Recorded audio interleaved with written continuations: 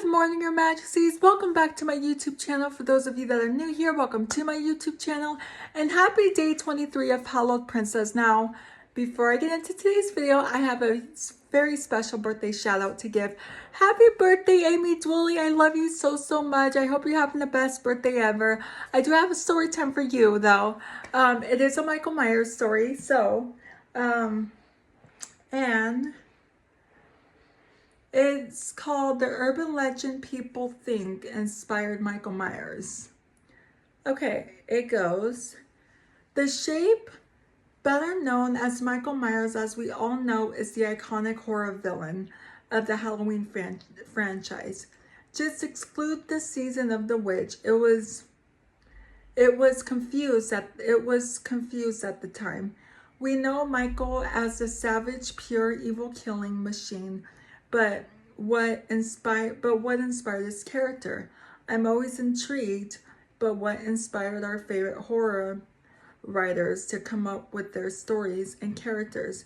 According to John Carpenter himself, while attending Western Kentucky University, his psychology class took a trip to a mental institution.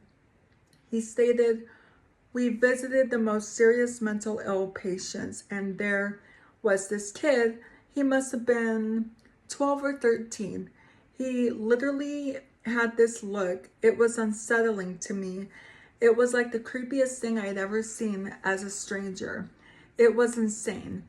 When Carpenter was approached by a film producer, Irwin Yablans, to create a horror movie set on Halloween about babysitters being stalked by a psychotic killer, he thought about the boy with the evil stare at the asylum and had his inspiration for Michael Myers.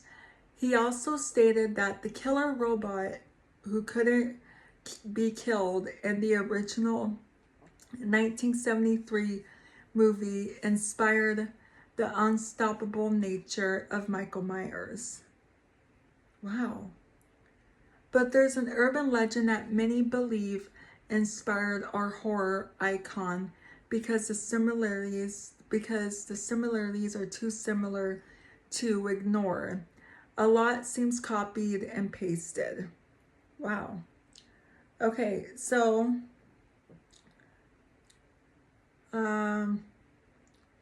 okay, I'm going to read The Legend of Stanley Stars. Okay.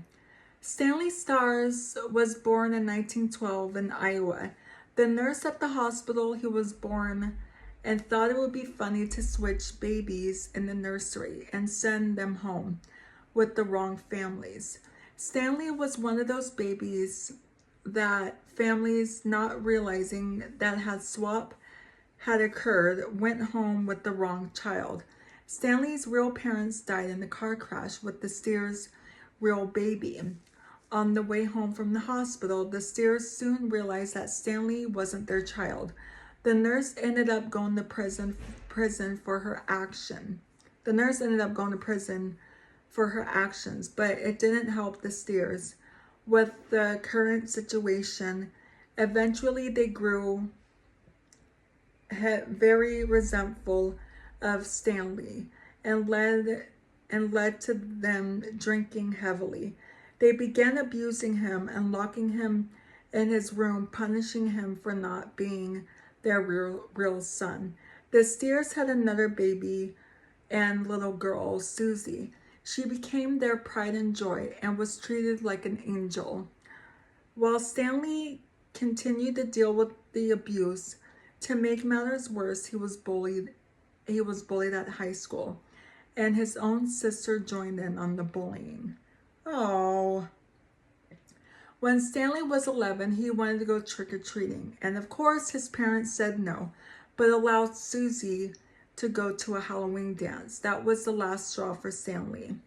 On Halloween Eve in 1923, when Susie returned home from her Halloween dance, Stanley grabbed a butcher knife and stabbed his sister repeatedly until she stopped breathing.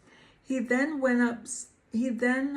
went to his parents' bedroom and killed them while they slept. He even killed the family dog. The next day, on Halloween night, he went trick-or-treating for the first time. As he was enjoying trick-or-treating, he would come across some of his bullies.